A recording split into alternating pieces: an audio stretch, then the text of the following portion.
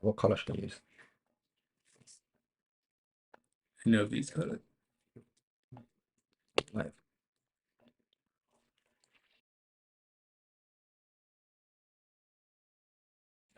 can I put the mic? Oh, mic's here.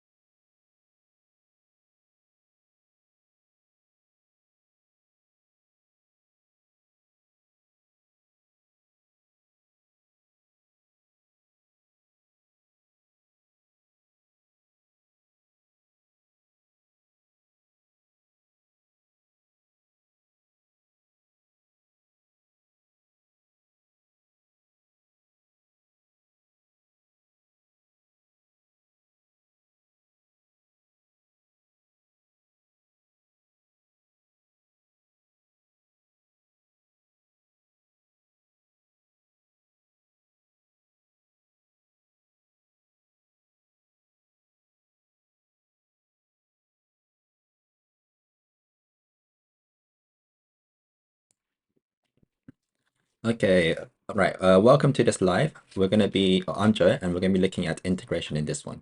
So basically, we're gonna go through every single different type of integration method, which I've listed out here for you guys.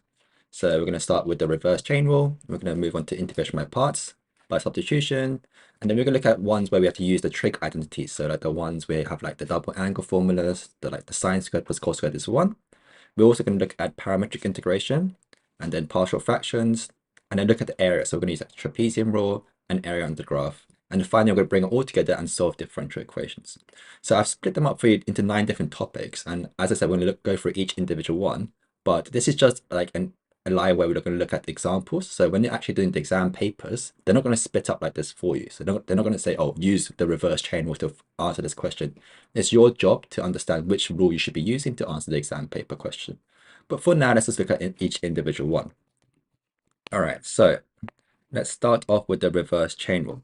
So when do we actually go ahead and use the reverse chain rule? Well, it's actually when we have it in the form. You might have seen it before in this kind of form here. Okay, so basically what we have is the integral. We have the product of its derivative, f prime of x, along with this function f of x raised to the power of n. If we have it in this kind of form, then we should understand that it's going to be the reverse chain rule. The other form that's going to allow us to know if it's the reverse chain rule is when we have a fraction. And in this case, it's going to be when we have the derivative f prime of x over the function f of x, like so. So any of these two forms, then you should automatically think to yourself, reverse chain rule. So as I said, it's very important that you do know the derivatives of a function without using the formula sheet, because that way you can recognize it for yourself if you do see the question. Okay, so let's go ahead and look at one question. So okay, so let's say we have this one here. So we have we have to integrate sine x cos squared x, and we also have to integrate sine squared x cos squared x as well. So you can see that in both cases, we're not going to have to use the reverse chain rule for both. It's going to be one or the other. Okay, so as I said, you have to understand what is the derivative of a function. So we know that if we differentiate cos, we get sine. So in this case here, this first one here, this one is the one we're going to have to use the reverse chain rule. Unfortunately, we can't use the reverse chain rule for the second integration because when we differentiate cos, we don't get sine squared. So just because of this extra sine x term means that this second integration, we don't use the reverse chain rule, we have to use a different method, which we'll look at later on. So first things first, let's look at this first one here. So integrating sine x cos squared x. So in this case here, we first identified that it is the reverse chain rule, right? So the next thing we should be doing is we set y equal to something. So we say let y equal to something. In most cases, or in all cases actually, I like to let y equal to f of x raised to the power of n plus 1. Okay, so in our case, f of x is going to be the cos x. So in our case, y is going to be cos x raised to the power of n plus 1. N being, in this case, it was cos squared x, right? So n plus 1 is going to be cos x to the power of 3. That's what my y is going to be. We now go ahead and differentiate it, and we differentiate it using the chain rule. That's why it's called the reverse chain rule. So dy by dx. Remember, chain rule, we bring the power down, 3. Differentiate this, cos x, we get minus sine x. And then we write out cos x again, and this time it's raised to the power of 2. So cos squared x, like so. So this is what our dy by dx is going to be. Once you've done this, we now have to compare this with the original integral. So the original integral was sine x cos squared x, right? And so what we have to do is try and make our derivative equal to the original integral, like so. So you should notice that the only difference is going to be this, we have this minus 3 and this minus 1 as well. So in order to make them the same, what we should be doing is multiplying it by minus 1 over 3. In which case we also multiply our y by also minus 1 over 3, like so. And this term y here is actually going to be the answer for our integration. So our integration value, or the answer for this, was actually going to be minus 1 over 3 cos cubed x plus the integration constant c, like so. So this is how we go ahead and use the reverse chain rule. You find your function, and then you let y equal to the function raised to the power of n plus 1, differentiate it, and then compare it with the original integration question.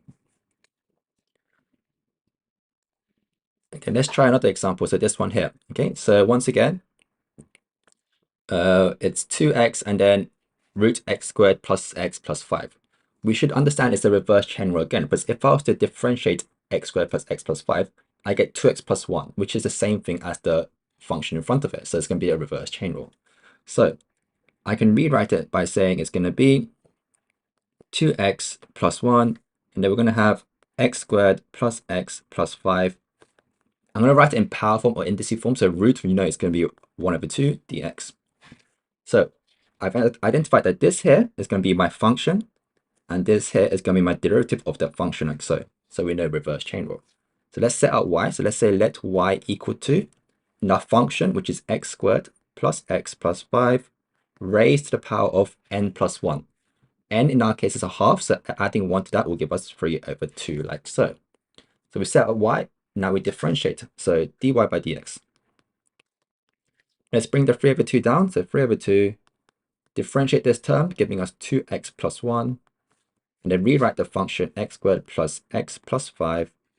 And that's going to be to the power of a half. Once we've done this, remember we have to now compare this with our original integration. So you can see here, the only difference is going to be this 3 over 2 term here. So in order to get rid of that, we have to multiply it by 2 over 3, which means I should multiply this y by 2 over 3 as well.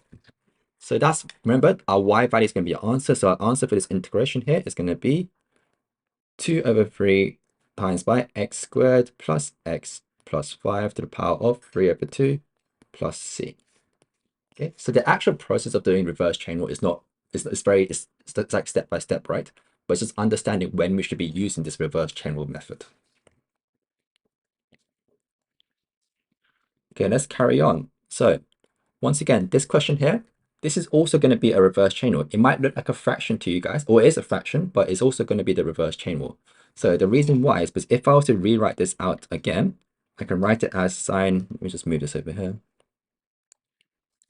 sine 2x multiplied by 3 plus cos 2x to the power of negative 3 dx. Okay, the reason why I've done this is because if I was to differentiate this term here, then I'll get minus 2 sine 2x. And it doesn't matter about the number, but the fact that we got sine 2x means that this is the reverse chain rule. This here is our function, and this here is our derivative. Okay, so let's set out y. So we're going to set let y equal to our function, which is going to be 3 plus cos 2x, and then adding 1 to the power. So initially it was minus 3, so adding 1 will be minus 2. So that's going to be our y. We now go ahead and differentiate it, so dy by dx. So we get minus 2. Let's differentiate this inside term here.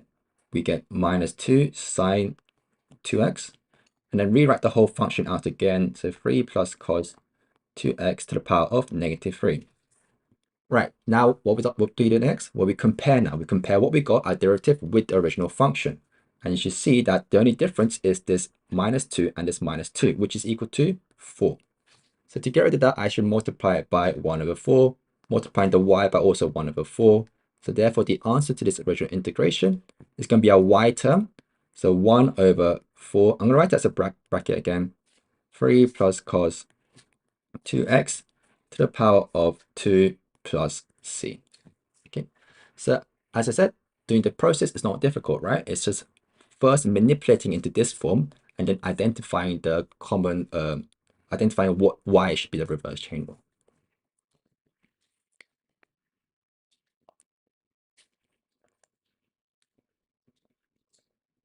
Okay.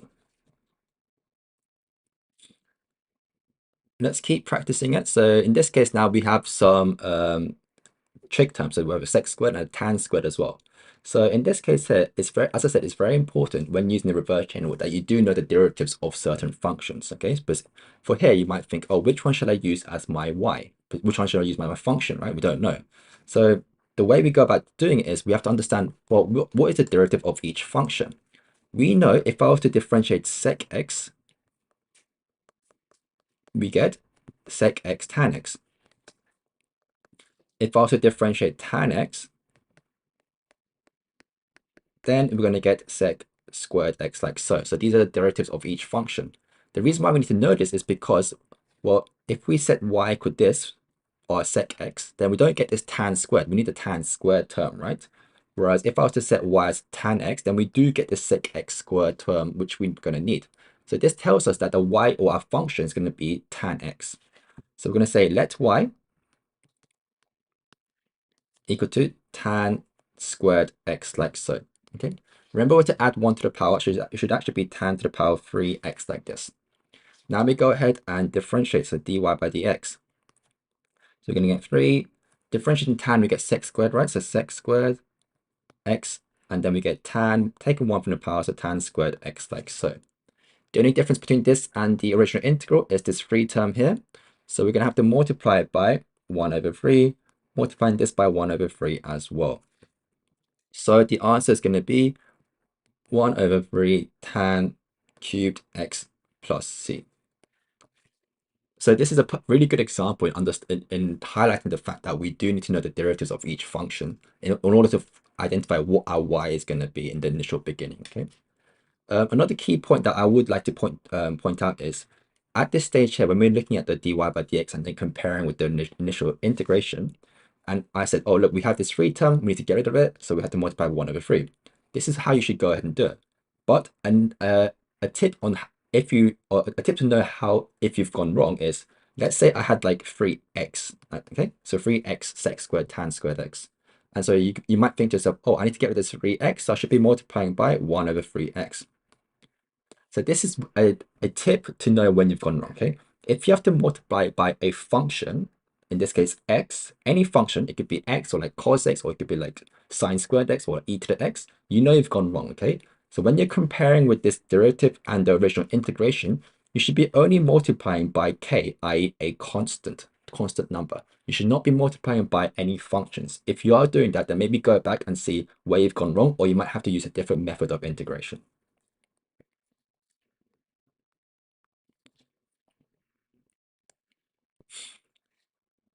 All right. I think this is another example which is very, very similar to the previous one, but it's the fact that, once again, it's highlighting the fact that you have to know what the derivatives of functions are. Okay, so in this case here, you might think, oh, we have sec squared tan x. So you might think to yourself, well, or we can say let y equal to, in this case, this is actually very similar to the previous one, so I think maybe we can just skip ahead with this one.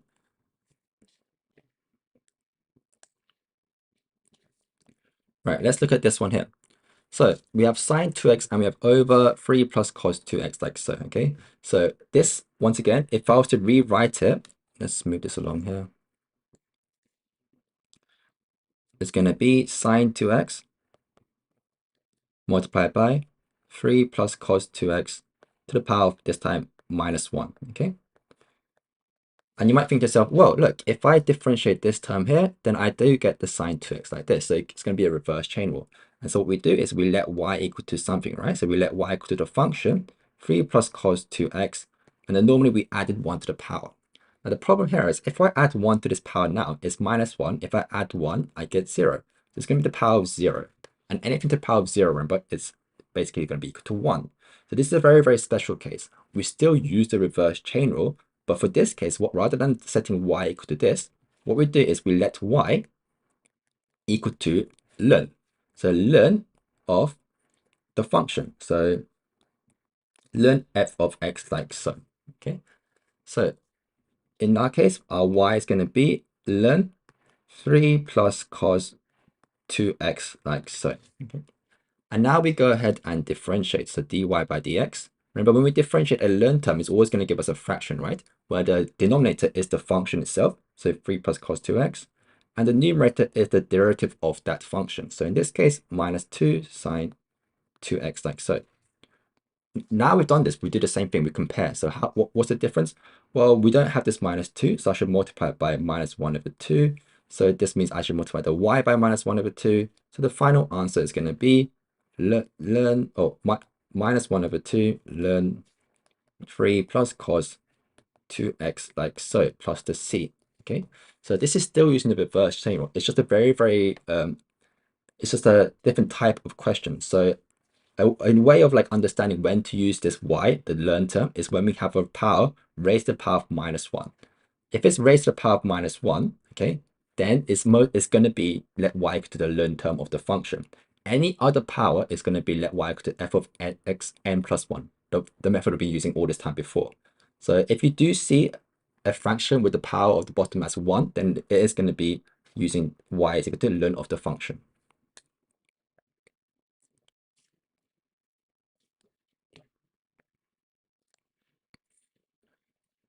Okay, so let's just try one more example of using the reverse chain rule. Once again, this is using the reverse chain rule. However, it's a fraction as well. And what you should understand is the power at the bottom is technically to the power of 1, which should tell us automatically that this is actually going to be the reverse chain rule. But in our case, we're going to have to let y equal to the function or ln of the function. So e to the 2x plus 1 like so. So in this case, you should automatically see to yourself, this is what our y is going to be. But the same thing, we now differentiate it as we did before. So differentiating ln terms, we get e to the 2x plus 1 and 2e to the 2x on the numerator. I now compare this one here, and I see that it's 2 we don't need, so I multiply 1 over 2, multiplying this by 1 over 2. So the final answer is going to be 1 over 2 ln e to 2x plus 1 plus c. Sure. So after just practicing a few more of these questions, it should get much more easier for you guys to see what you should be using. But it just takes a bit of time in the beginning just to get used to this particular type of integration method. All right, so that's the reverse chain rule. Okay, so this is probably the most common or the most used type of integration method. So we're now going to be moving on to integration by parts. Hopefully you guys have learned what integration by parts is. So you've probably seen this formula here before, right? This is the integration by parts formula. So first of all, when do we use it? Well, we use it when we're integrating two functions multiplied together inside the integration. Okay, so if you have two different functions and they're multiplied to each other, then most likely it's going to be by integration by parts.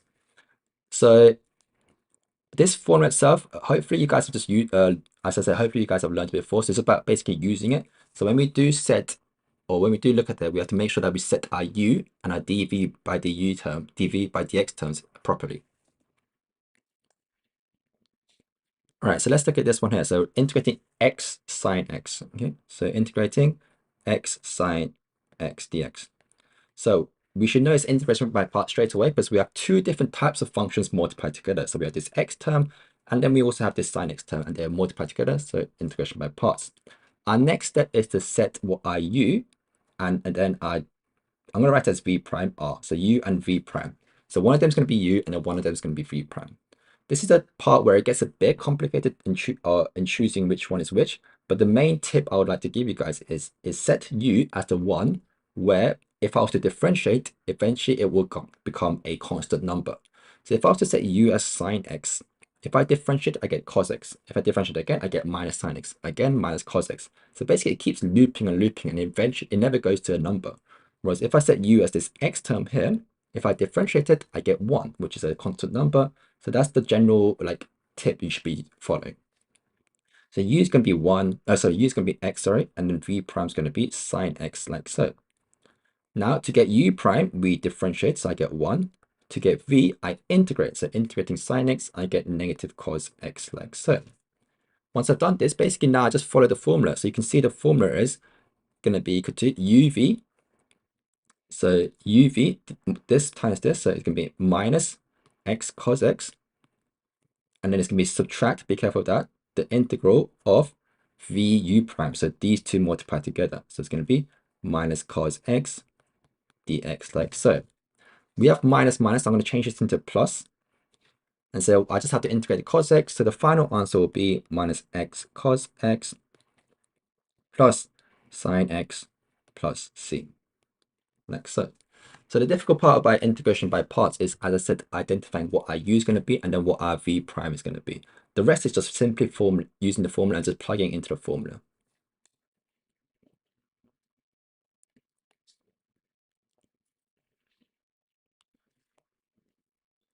Okay, so let's try this one here as well. So we have to integrate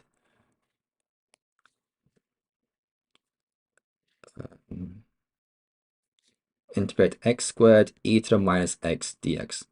once again, we know that it's integration by parts because we have two different functions, right? Two different types of functions. We have this x squared term, and we also have this e to the minus x term as well. So we should be using integration by parts. Right, now we have to identify what our u is going to be and what our v prime is going to be. As I said, we want to set our u as a term which will eventually reduce to a singular number when we differentiate. So if I was to differentiate e to the minus x, it will become minus e to the minus x, and then keep looping again. So in this case, u is going to be x squared like so, meaning that our v prime is going to be equal to e to the negative x. Right, so we need to find u prime, the derivative 2x, and v integrating e to the minus x will give us minus e to the minus x like so. Right, so now we've got this, we just have to add it into the formula. So it's going to be u times v. So it's going to be minus x squared e to the minus x minus the integral of vu prime. So this times this here, right? So it's going to be minus 2x e to the minus x dx like so. We have a minus minus, so I'm going to change to plus plus once again. Now we have to concentrate on this term here.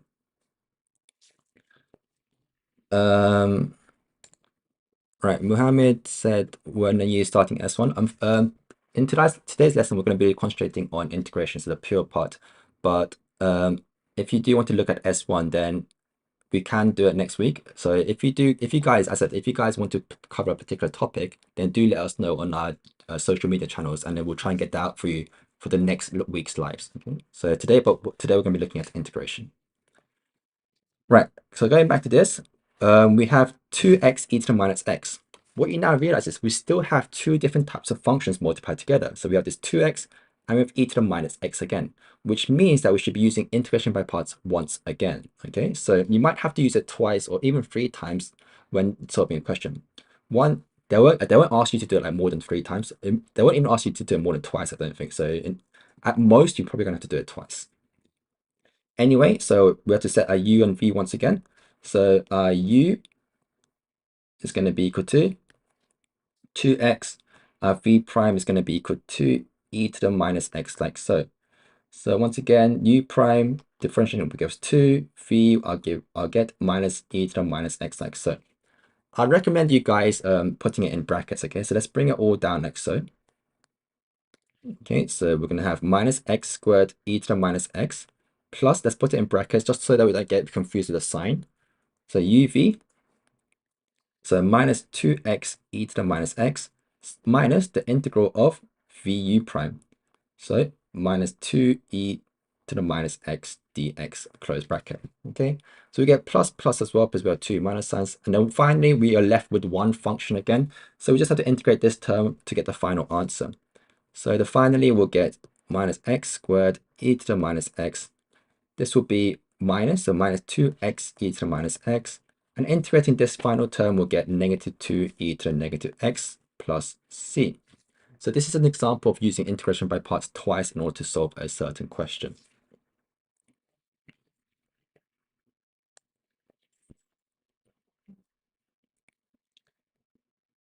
Okay, I think we can just keep continuing using just trying to solve these questions here. So we should be fairly familiar with when to use integration by parts now. So we have this 4x term, and we also have this 1 plus x to the power of 3 term as well. So once again, let's set out u and v prime straight away. So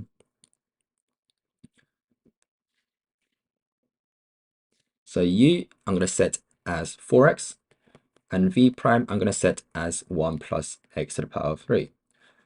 U prime is going to be equal to 4. V, I'm going to have to integrate this. In this case here, we're going to have to use the reverse chain rule, which we've learned before, right? Because we've got a function raised to the power of 3, or a number. I'm not going to do the whole process itself, but what you should get is 1 over 4, 1 plus x to the power of 4, like so. So it's using the reverse chain rule within integration by parts. But now just following the formula, uv, so that's going to be 4x multiplied by 1 over 4, 1 plus x to the power of 4, minus the integral of vu prime. So these two multiplied together, 4 and 1 over 4 cancel out to get 1 plus x to the power of 4 dx. Now just to integrate this, leaving us with x, I'm going to cancel here and here, 1 plus x to the power of 4, minus integrating this, once again, it's the reverse chain rule. So 1 over 5, 1 plus x to the power of 5 plus c, like so. Okay.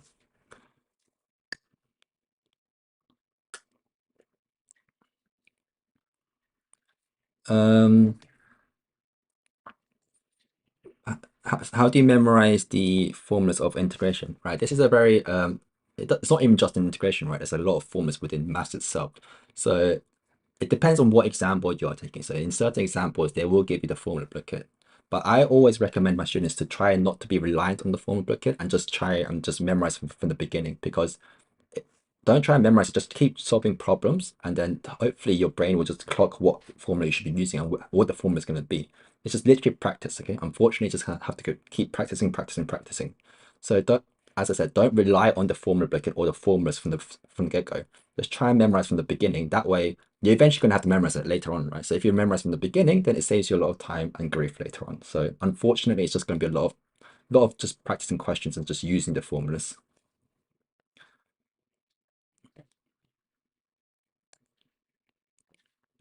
Right, so using integration by parts, we can actually solve some or integrate some certain functions which we thought we could not integrate, right? So if you might have learned that there's not a set or integrating Linux, they don't really teach you that from the very beginning. They teach you later on once you've learned integration by parts. And it's a very good reason for this, okay? So Linux, for us to integrate it, we actually have to use this integration by parts method. And you might think to yourself, well, if I'm trying to integrate Linux, remember when we use integration by parts, we need two different functions, right? In our case here, we only have one function, this the next term here. So it doesn't seem like that we should be using integration by parts. But I can now change this to say 1 times Linux, like so. Okay, now I have 1 and we have Linux with two different terms. So now we can use the integration by parts. So what I'm going to do is set my u and v prime. Right, so in this case here, you might think, oh, which one should I set my u, right? That's the most important thing. And you might think, oh, if I set my u as 1, if I differentiate, it will disappear, so that's good. But it's a very special case. So for Linux, what we do is we always set u as our Linux term, okay? Because we can't integrate Linux. We can differentiate it, right? So u is going to be Linux, and therefore v prime is going to have to be 1. Meaning that u prime is going to be 1 over x, and v is going to be equal to x, like this. Now we follow the formula. It's very simple. So uv, like so. That's going to give us x ln x minus the integral of vu prime. So x times 1 over x is just 1 dx. And so we're going to get x ln x minus x plus c, like so. This is how we integrate ln x, like this. So it's very, very important. Whenever you're dealing with the ln x term and we're trying to integrate it, we always set u as this ln x, like this. Even though we've learned that if we integrate ln x, we get this term here, we don't set this as v prime, okay? We never set that as v prime. We always set u as ln x. It's very, very important. So this is the case, like for, even if it's like, we have this example here, x times ln x. Once again, you might think to yourself, right, if I set u as x and I differentiate it, I get 1. That's the main goal of knowing what I should be setting as u, right? Because when I differentiate, it should be reducing to 1. But whenever you have to integrate ln x, you always want to set u as u as ln x, okay? So, and then the other term will be v prime. So in this case, it'll be x, like so. That's the only very important thing you should know about integrating ln x. So u prime was going to be 1 over x. V is going to be half x squared. Using the formula, it's going to give us half x squared ln x minus the integral of these multiplied together. We get half x dx. And we just have to integrate this. So minus half 1 over 4x squared plus c. Bring this one down as well. Okay. So that is one thing I would like you guys to remember. If I integrate ln x, always set u as ln x. And that's really all there is to integration by parts. There are certain questions which they do give you, which incorporates integration by parts, and they are just somewhat tricky questions. So I'm going to go through one of these tricky questions, and that's when we have to integrate something like e to the 2x times sine, let's go sine 4x. Okay, so e to the 2x sine 4x. Once again, we have two functions and we have multiplied them together, so we know we should be using integration by parts. once you've identified this, then we identify what our u is going to be and then what our v prime is going to be as well, right? But if you look carefully at each individual function, you realize that none of these functions will reduce to a singular number that we want to. So e to 2x will keep rotating and sine 4x will keep going sine, cos, sine, cos, sine, cos as well. So this might seem a bit weird, but in this case, we still use integration by parts, and it doesn't really matter what you set as u in this certain example. So let's set u as e to 2x, and therefore v prime will be sine 4x like so. I'm now going to differentiate u, so I'm going to get 2e to the 2x, and integrating v prime, I'm going to get 1 over 4, or so, minus 1 over 4 cos 4x like so. Let's go ahead and follow the formula. So it's going to be uv for integration by parts. So we're going to get uv is going to be minus 1 over 4 e to the 2x cos 4x minus the integral of vu prime. So that's going to give us minus will be plus, so plus 1 over 2 e to the 2x cos 4x dx. Okay, so we've done it once. What you realize is after we've done it once, we still have two individual functions multiplied together in that integral. So once again, we're going to have to use integration by parts once more. So u and then v prime. I'm going to set u as half e to the 2x and v prime as cos 4x like so. Meaning u prime is going to be equal to e to the 2x, and v integrating cos 4x will give me 1 over 4 sine 4x. Right, so let's use a formula again for integration by parts. So I'm going to bring this term down. Remember, this term is always brought down, right? So for this one here, it's going to give me uv. So that's going to be u times v. That's going to give me 1 over 8 e to the 2x sine 4x minus the integral of vu prime. So 1 over 4 e to the 2x sine 4x like so. So we've done it twice. Remember when we do, I said that when we do integration by parts, maximum they'll ask you to do it is like twice. It's very rare that they ask you to do it 3 times, 4 times. And what you realize is, well, even if I've done it twice, we still are left with two different functions inside our integral. So this is where we look at our original question here. So this is what we're trying to solve, right? So this question here. And what you realize is this final integration term we got at the bottom, it's very, very similar to this original one. The only difference is going to be this negative or this 1 over 4 term here. So in fact, if I was to call this I, because I for integral, then this term here is going to be the same thing as minus 1 over 4i, like this. Because it's the same function, right? It's integrated. The top is e to the 2x sine 4x. We have e to the 2x sine 4x on the bottom as well. So we're going to set it equal to I. So if I bring the I down, so this is still I like here, right? And this is I as well. So what I can say is that I is equal to this term all the way down. So minus 1 over 4 e to the 2x cos 4x. This term comes down plus 1 over 8 e to the 2x sine 4x minus 1 over 4 I, like so. Okay, so we now have I terms on both sides. So I can bring this I term to the right-hand side, which will give me 5 over 4 I is equal to minus 1 over 4 e to the 2x cos 4x plus 1 over 8 e to the 2x sine 4x like so. Okay, and remember our original thing was I is what we want to solve, right? This is what I is going to be. So we want to solve this I. So if I was to be left with this I just have to divide by 5 over 4. So the final answer would be 4 over 5 and this whole term in brackets. So like so.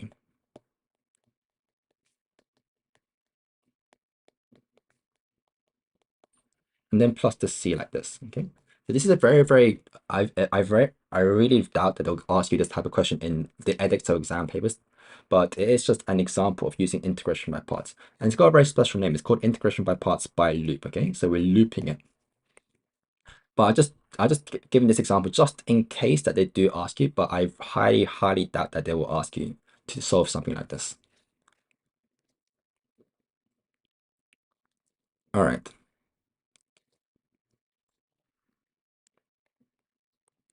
So that's integration by parts. Let's move on to substitution. Okay, so for substitution, what we're going to do, or what the paper would do for you, is they're going to let you know what our u is going to be, okay, or what to use for the substitution. So in this case here, we have to integrate sine cubed x dx, and they said let u equal to cos x. So once again, I hope you guys have learned how to do substitution. This is going to be a reminder of some of the examples. So first things first, we'll deal with the u term first, right? So u is cos x. Remember when we're substituting, we have to substitute every single x value, and that includes the dx term as well. So that means we have to differentiate this. So du by dx will give me minus sine x. And then rearranging, therefore, dx is going to be minus 1 over sine x du. Okay, so that's our dx term that we're going to substitute it in for. Now, when substituting, I do recommend you guys to substitute in the dx term first, because you might be able to cancel out certain terms. So as I said, if I'm integrating sine cubed x dx, if I substitute this dx term in first, this will give me sine cubed x multiplied by minus 1 over sine x dx. And you can see I have sine and x on the top and bottom, so I can cancel out to give me minus sine squared x du. So this would be du, sorry. Okay, so always go ahead and substitute in the dx term first. That way, in most cases, they will better cancel out like we just did. Now, what we need to do is change this sine squared x in terms of u. So the way we go ahead and do that is look at our original u term here. So it says let u equal to cos x. Now this is where we have to use identity. So what identity will link cos x with sine squared x? Well, if I was to square this, I use squared, I get cos squared x. And therefore I can use the identity cos squared x plus sine squared x is equal to 1, right? Remember the identity, the trig identity. So for minus sine x squared x, that's going to be equal to cos squared x plus 1. So in this case, u squared plus 1, which I can now substitute into here. So that's going to give, in integrating, minus u squared plus 1 du. Now we can go ahead and integrate because everything is in terms of u. We've substituted every single value. So that's going to give me, take the minus out, so 1 over 3 u cubed plus u plus c. Now, even though we've integrated it, this is not the final answer because the original question was asking us to integrate sine cubed x dx, so in terms of x. What we've done is integrate it in terms of u, so I should replace the u back with x. So remember, u was equal to cos x, right? So therefore, this is going to be minus 1 over 3 cos cubed x plus cos x plus c. This is going to be our final answer. So because they do give you what your substitution should be, it's not very difficult. It's just making sure that you replace every single x term with what your substitution is going to be.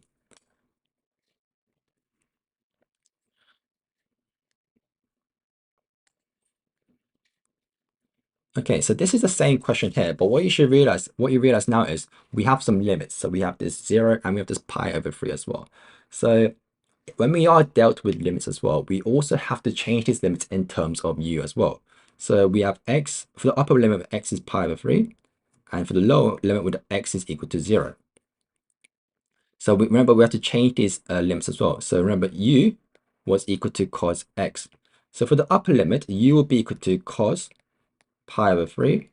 And for the lower limit, u will be equal to cos 0. So cos pi over 3, that's cos 60. So that's going to be a half. And this is going to be cos 0 is going to be 1 like this. So when we are substituting it all in, we have to, as I said, change the limits. So the original, when we substitute in terms of u, we got this here, right? I'm going to rewrite this. So minus u squared plus 1 minus u squared plus 1 du. Now the limits, even though the upper limit a half is smaller than the lower limit at 1, you don't change them around. Make sure you keep them in the right position. A half is the upper limit, so we leave it a half up here, and the lower limit 1 we leave down here like so. Okay, so make sure you don't change them out even though the upper limit in this case is smaller than the lower limit. Now because it's a definite integral, I will just find this particular value. We just integrate it, so we get minus 1 over 3 u cubed plus u, and then we just plug in the half and 1. Hopefully you guys know how to do this, but then you get a definite integral value. So this is an example of knowing that we also have to substitute in the limits if you are given some limits in terms of u in this case.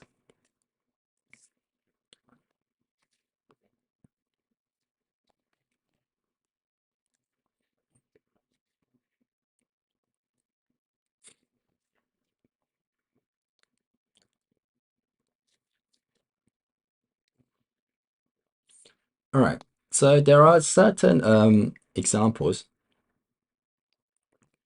certain questions where it might not give you what your substitution should be. So that's giving you this equation here and said, go ahead and integrate this. They haven't told us what our substitution method should be.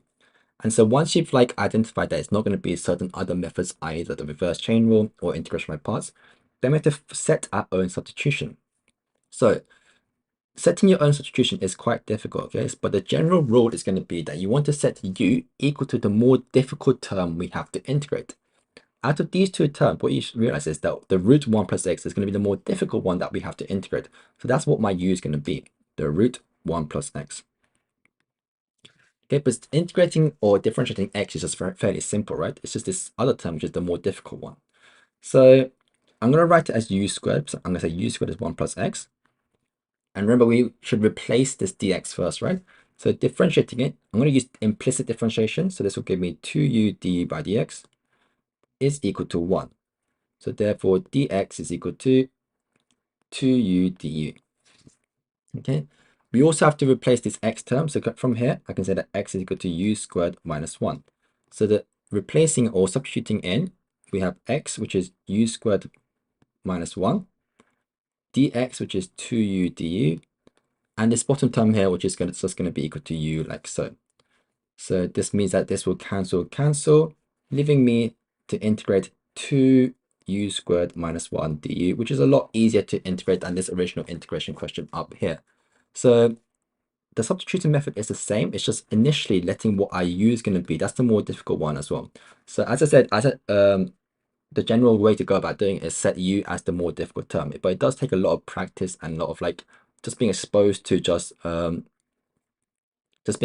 certain all these different types of questions so that you're familiar with what or the general rule of what your u is going to be.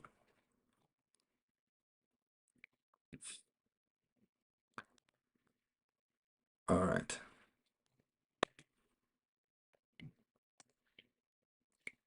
Same thing for this one, right? So we have sine 2 theta, 1 plus cos theta. You might think to yourself, well, what should I let my u equal to?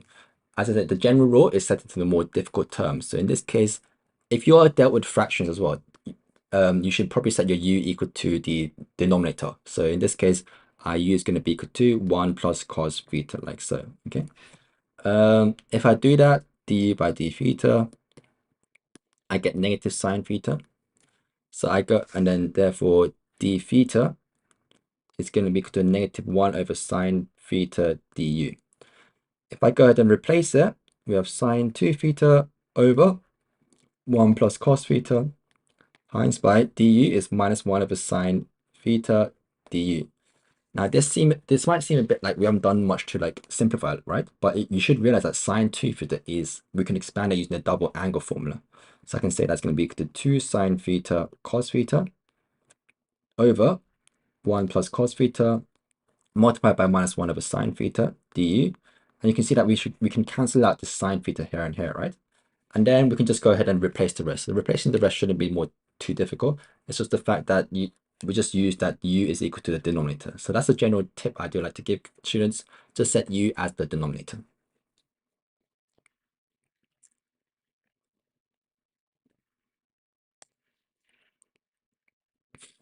Okay, so that's the integration by substitution. It's not too difficult because as I said, they will give you what your substitution should be. If they don't, then it's going to be fairly easy to know what your u is going to be.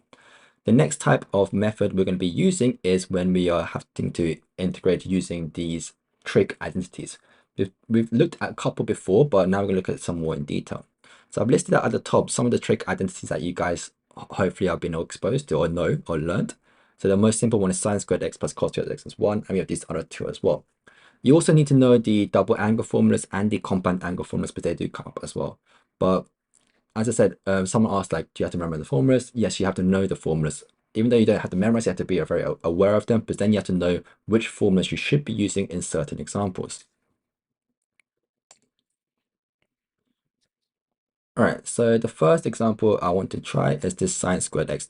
This is a very common example that you definitely have to know how to integrate. So we don't know how to integrate sine squared x, but we do know how to integrate sine x or cos x. So what we're going to do is try and change up this term using an identity. Right, so look at the identities that we do know that includes sine squared x. Well, we know that sine squared x plus cos squared x is 1, but it's not very useful, right? Because we don't know how to integrate, even though we can write it in terms of cos squared, we don't know how to integrate cos squared either. So it's not very useful to use this third identity. Another identity that does include sine squared is the cos 2x identity, the double angle formula for cos. Because this I can rewrite as 1 minus 2 sine squared x, like so. So if I was to rearrange for sine squared x, I can say it's going to be equal to a half 1 minus cos 2x like this. Now this we can integrate because you know you can integrate cos kx terms like this, right? So I can say that rather than integrating sine squared x, I can integrate 1 minus cos 2x dx like this, which will give me a half x minus, what's this, a quarter sine 2x plus c. Okay, so the actual integration part's not difficult, just making sure the more difficult part is using the appropriate trig identity to change it into something that we can integrate.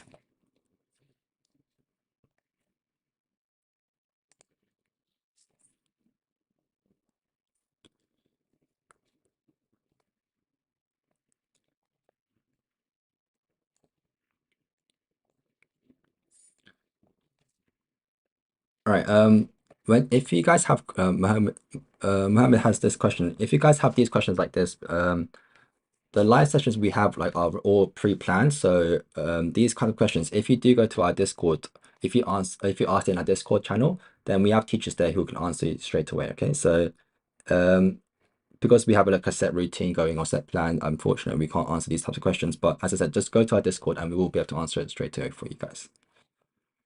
All right, so next question. So integrating tan squared 3x. Once again, there's no way of integrating tan squared. So rather than doing that, what we can do is change it into a form using an identity that we know to change it into a function which we can integrate. And luckily for us, what we can do is we can integrate it in terms of sec squared, right? Because sec squared we can integrate, that turns into tan. So tan squared 3x, I can rearrange to write it as sec squared 3x minus 1.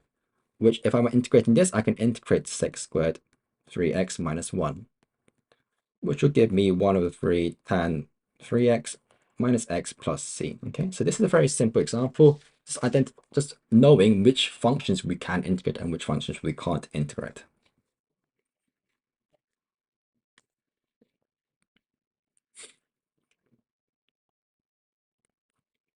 All right, so this type of question here, first things first, hopefully you guys know that, oh, if you have a sine x and a cos x term with the same angle, in this case 4x, right, then it most likely is going to be using the double angle formula, more specifically the sine 2a one, right?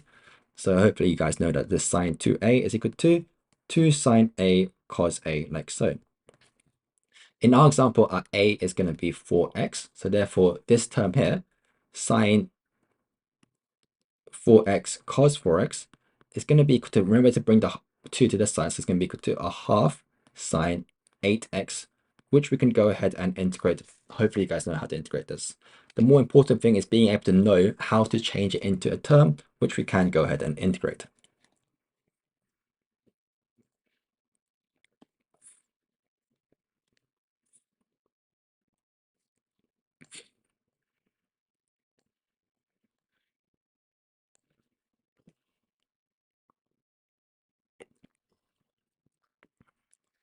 Okay, so next question, cos 2x to the power of 4.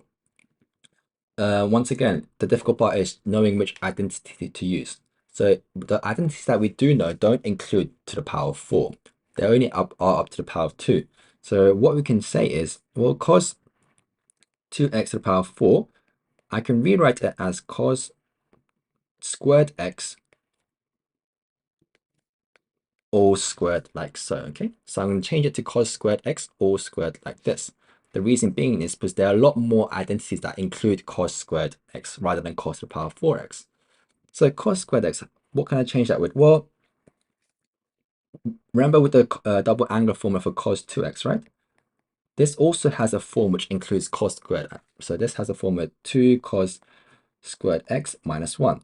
So that's going to be cos squared x is going to be equal to cos 2x plus 1 like this. This is the identity that we're going to be using in this certain example here. So this term here, I can rewrite it as cos, because it's 2x, it's now going to be cos 4x plus 1 all squared like so. Now, because it's all squared, we can now expand the brackets, okay? So if expanding this bracket, I'll get cos squared 4x plus 2 cos 4x plus 1. Right, so we're getting closer to what we should, to something that we can integrate. So we can integrate this term, we can integrate this term here. It's just this term here which we can't integrate cos to the cos squared, right? But because it's cos squared, we can still use the same double angle formula, okay? So I can still replace it using the double angle formula. So this is going to be equal to, sorry, it should be 1 over 2, right? So this is 2 here. It should be 1 over 2 like this, sorry. So this should be over 2 like so as well. So if I square that, it's going to be I'm going to take 1 over 4 outside. Okay, so cos 1 over 4, cos squared 4x, that's going to give me a half, and then cos 8x plus 1 plus 2 cos 4x plus 1. This might seem a bit long and complicated, but it's just simply using the double angle formula twice. Now this we can go ahead and integrate, okay? So I'm not going to integrate because this integrating cos and cos is not difficult, right? But it's just the fact that we managed to change this cos to the power 4 to x into something that we can go ahead and integrate.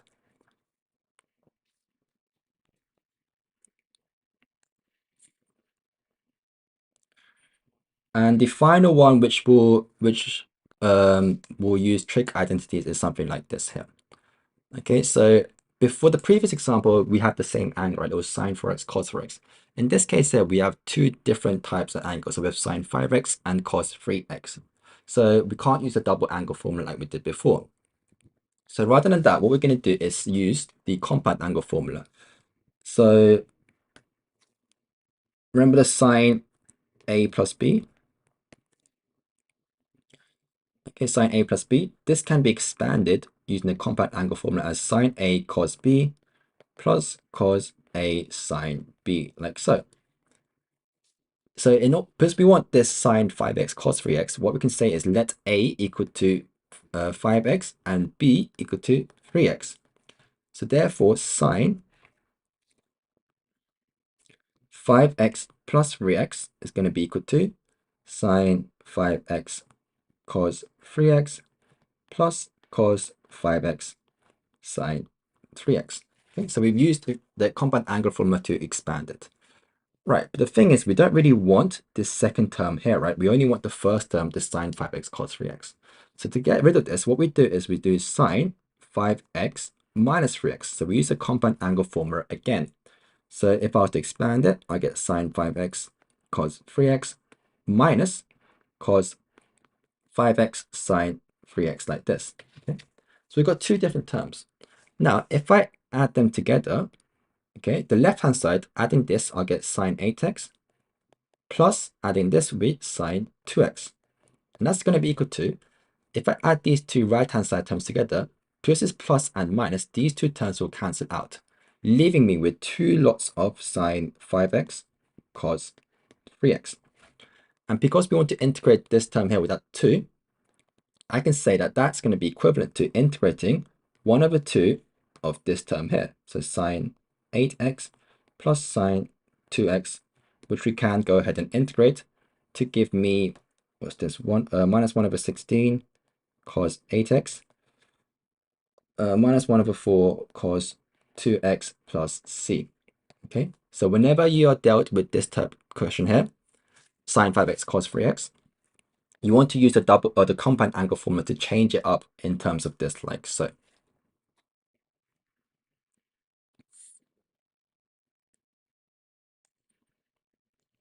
Right, so that's going to be using trig identities. As I said, you're going to have to practice a lot of these types or know which types of identities to use, and it takes a lot of practice and repetition. That's the thing about maths. It just takes a lot of repetition and being exposed to all different types of questions so that you don't get surprised in the exam. The next method is going to be parametric integration. Now, parametric, you know parametric equations, right? They're going to be like in terms of another variable, so like t or s. And so you can, hopefully you guys have known how to change from parametric equations to parametric or Cartesian equations. But we can also go ahead and integrate stuff using parametric equations, but sometimes it might be easier to integrate parametric equations rather than having to integrate the Cartesian one.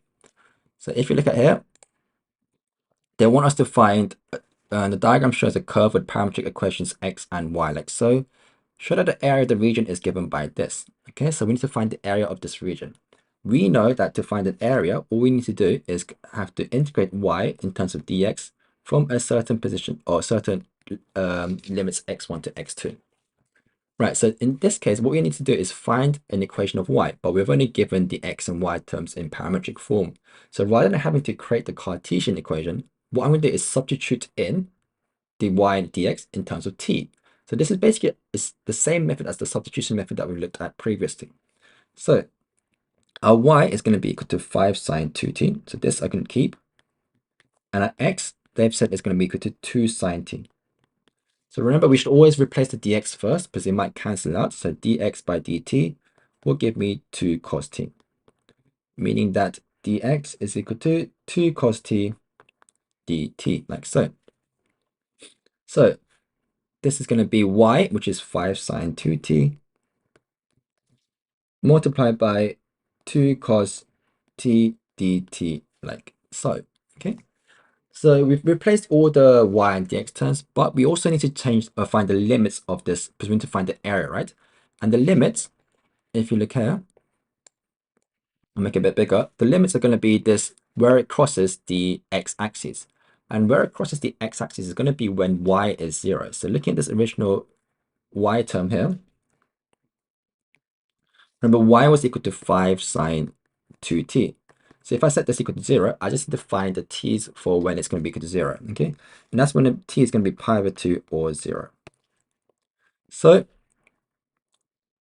putting into the limits pi over 2 and 0 like so. And this 5 and this 2 I can multiply out. So that's going to be 10 sine 2t cos t dt with limits from 0 to pi over 2. But remember, the area, they want the total area of this whole shape here. The area that we just found will just be the top area here. So because there's 2 of these, I should be multiplying by 2. So I get 2 like so. Okay. And this here is a lot easier to integrate than if you were to find, this y equation and find the Cartesian form, it's going to be a lot easier to integrate the parametric form anyway.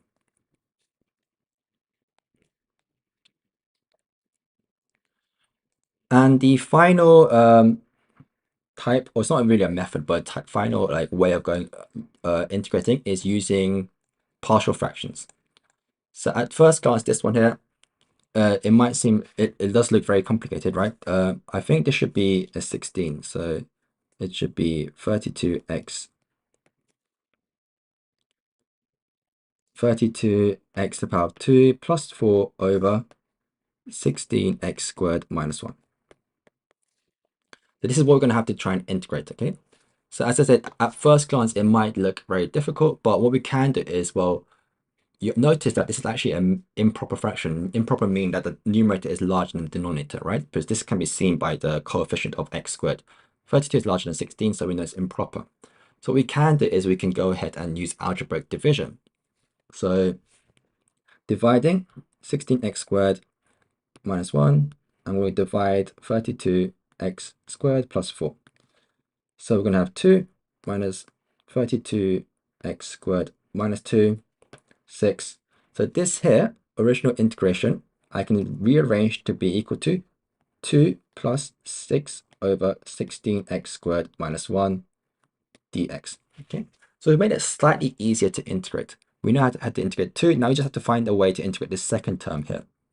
Now the second term, the 16x squared minus 1, that can be rewritten as or it can be factorized, right? That's 4x plus 1 and 4x minus 1.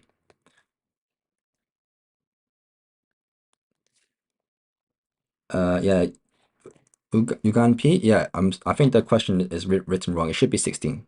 So it should be 16x squared minus 1. Right, so if I do go ahead and factorize it, it comes up to this. So the moment a fraction has two linear factors on the bottom, you know, or you should know to yourself that we can split it up using partial fractions. So 6, 4x plus 1, 4x minus 1 can be rewritten as a over 4x plus 1 plus b over 4x minus 1. So now it's not a simple integration question. It's incorporating other methods in math to go ahead and integrate it or make it easier for us to integrate. So hopefully we know how to do partial fractions. So we have a times 4x minus 1. Because the denominators are the same, I'm going to rewrite it like this for simplicity. Okay. And then we have to go ahead and find a and b. So we can say let x equal to a quarter. That way we get rid of this a term here, right? So 6 is equal to a quarter, 2b, b is equal to 3. We now have to get rid of this b term, so we let x equal to negative a quarter. So 6 is equal to negative 2a, so a is going to be equal to negative 3, like so. So the original, remember, we have to understand what we're integrating. We want to integrate this here term, right? So the original integration, we can now change it up and say we'll have to integrate 2 plus, well, a was negative 3, right? So minus 3 over 4x plus 1 plus 3 over 4x minus 1, like this. So it took a bit of time for us to get into a form into something that we can integrate, but it's just using the fact that we understood that it's an improper fraction and that we had two linear factors in the denominator, so we can use partial fractions. Now these individual terms we can integrate, as I said. So 2x. These two terms here, you're gonna have to use the reverse chain rule, and because they're being raised to the power of 1, right? They're gonna give you ln terms. So minus 3 over 4 ln 4x plus 1 plus 3 over 4 ln 4x minus 1 plus c. This is the final answer, but in most cases you do want to simplify as much as possible. So this will give me 2x plus 3 over 4 ln. Remember the log rules, right? So 4x minus 1 over 4x plus 1 because of this negative sign here, plus the c. Okay. So this is not really like an integration method. It's just using other methods to allow us to integrate or change it into something that we can integrate much more easily. And yeah, that's really all there is to these different types of integration methods, right? I think we've covered most of these. As I said, it should be like a revision guide for you guys. Hopefully you've learned it before. If you guys haven't learned it, then don't worry too much. You're probably going to learn at school. And we are also producing more of these content videos on our examiners platform. So they'll be up very, very soon. So if you guys want to as I said, if you guys haven't learned it, then you can go ahead and look at those videos, which will be coming up very, very soon. All right, so once we have learned all these individual methods, we can actually go ahead and find or use them to find other or solve other questions. And a common question that they could give you is using the trapezium rule. So the trapezium rule is just a way, it's just this formula here, and it's just a way of finding the area under a graph. So you know when we find the area under the graph, we can just integrate y dx and with limits, certain limits x1, x2.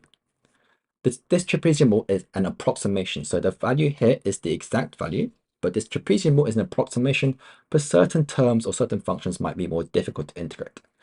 This is a common question which comes up in edXO exams. It's just important to note that the h is just b minus a over n, i.e. the size of the gap or the interval, and it's simply plugging it into the formula book, into this formula here.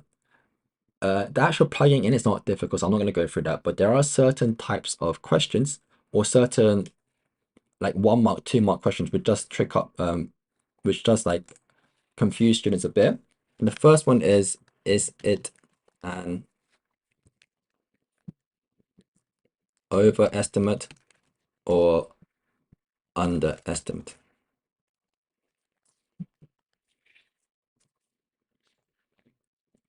Okay, so this is the first type of question, or like it's like a 1 mark question basically, which they do like to give you guys. Okay, because remember the trapezium rule is a approximation. It's not going to be an exact value. So is it an approximation, over approximation or under approximation? This is always based upon the type of function. Okay, so if I was to draw the function like so, and I'm going to draw another one next to it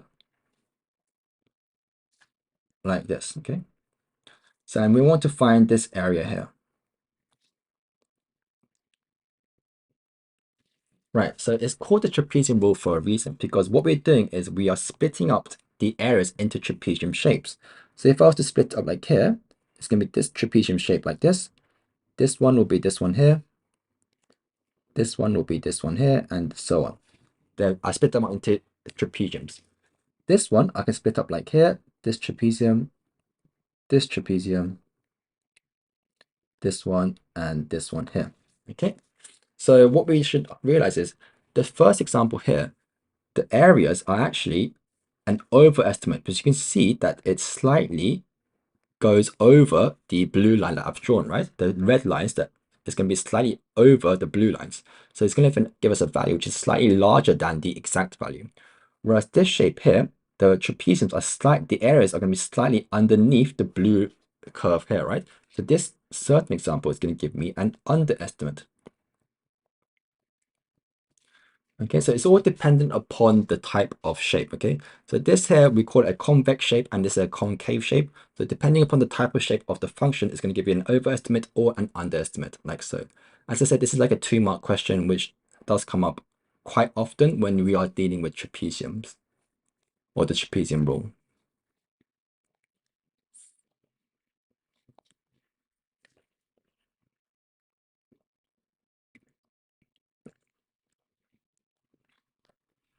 Right, so the trapezium rule allows us to find an approximate value of the area under a graph. But if we want to find the exact value, then we have to integrate. You guys, yeah, hopefully you guys know how to do this as well. So let's look at the shape here. So this graph, okay, we have this graph here, and it's got a equation of y is equal to 1 minus 2 cos x. And I want to find the area, okay? So let's set a certain area I do want to find. So let's say I want to find, let's say I want to find this area here. Sorry about the drawing. And this area here. And this one here. Okay, so I want to find these 3 areas. Right, so if I find these 3 areas, the important thing is, yes, I can just go ahead and integrate it, right? And set the certain limits. But the important thing to note is the graph is going above the x-axis and below the x-axis. So if it does happen like this, and you need to find the area of the total area above and below, it's very, very important that you split up the limits, okay? So you can't put the limits of this term here and this term here and just integrate it and find a definite value, but you won't get the total area. The reason being is because the areas you find underneath the graph, these smaller red areas here, if you do find the indefinite value, it's going to give a negative value, okay? So the negative just means it's underneath. What you need to be aware of is you want to find the magnitude of those areas or those values. So it's very important that in this case, we have to split up the individual areas. So I find this area as first, this area second, and this area third. Find the magnitude of each area and then add them together to find the total area. That's the only tricky part of finding area on the graph, is when it does go from above the x-axis to below the x-axis. So just just to set it up for you guys, so let's go ahead and find those limits. So that's when y is equal to 0, right? So 1 minus 2 cos x is equal to 0. So cos x is going to be equal to a half, giving me x. Let's do it in terms of radians, so pi over 3. That's my principal value, right? So the first area, the limits is going to be from negative pi over 3 to pi over 3. Okay, this is the first area. I'm going to call it y dx. The second area is this larger area here, right? So that's going to be from pi over 3 to 2 pi, 5 pi over 3, like so. Okay, y dx. And the third area is the smaller area here, and that's going to be from 5 pi over 3 to 7 pi over 3 dx. So you've seen here that I've split up each individual area in terms of their individual limits. I have not done it from minus pi over 3 to 7 pi over 3. This is very, very important because, as I said, these two areas here are going to give you a negative value when I do go ahead and find the definite value. So what you want to be doing is actually finding the magnitudes of these areas here. So even if you do get a negative value, change it into a positive value and then add sum them up all together at the end, okay? So the integration part is not difficult, it's just understanding or knowing or being aware of this fact here. All right, and finally, the last type of question that it could give you is looking at differential equations or solving differential equations. A differential equation is in this form here, right? So something in terms of d, which has a dy by dx. And solving it means that we want to find y in terms of x, okay? So the way we go about doing it is basically we are going to integrate both sides at the same time. So we have dy and we have dx. So we want to keep all the y terms on the left-hand side and we want to keep all the x terms on the right-hand side. So if I was to rearrange it, the only y term will be the 1 over y, dy. And on the right-hand side, I'll get 2x minus 1 over 2x minus 3, and then x minus 1. And then we also bring across the dx as well, okay? So I've rearranged it like this. I've kept all the y's on one side and all the x's on the other side. Now we can integrate both sides separately. So integrating y separately and integrating the x term separately as well. The y is very simple. What we get is ln y, right? So this should be very simple. The right-hand side, once again, we're probably going to have to use the use partial fractions because we have two functions multiplied together, right? So let's quickly find or split them up. So what does this become? 2x minus 1 is going to be equal to, I'm just going to do it very quickly for you guys, so ax minus 1 plus b 2x plus 3, or minus 3. X is 1, so therefore we have 1 is equal to minus b is minus 1, x being 3 over 2, 2 is equal to half a is equal to 4. Okay, so I split them up, so I can say that ln y is going to be equal to the integral of 4 over 2x minus 3 minus 1 over x minus 1 dx. Now integrate both the right hand side now, right? So ln y is going to be equal to, what do we have at 2 ln 2x minus 3 minus ln x minus 1 plus c. So technically we have solved the differential equation, okay? This is known as a general formula because the fact that we have the c term here, okay? Sometimes they will give you conditions, so they might say, oh, when x is 2, y is like 10, for example. They might give you this, in which case we have to find the c value here. One quick note is that whenever we do solve a differential equation and every single term is a ln term like this, then rather than the c here, it's best to change it into a ln k term like this. This is only the case when every other term is a ln term. Okay, so rather than writing as c, I'm going to write as ln y is equal to 2 ln 2x minus 3 minus ln x minus 1 plus ln k. The reason being is now I can use the log rules to combine them together, right? So this would be ln y is equal to, we're going to have ln k times 2x minus 3 squared over x minus 1, like this. And therefore, we can get rid of these ln terms like so and so.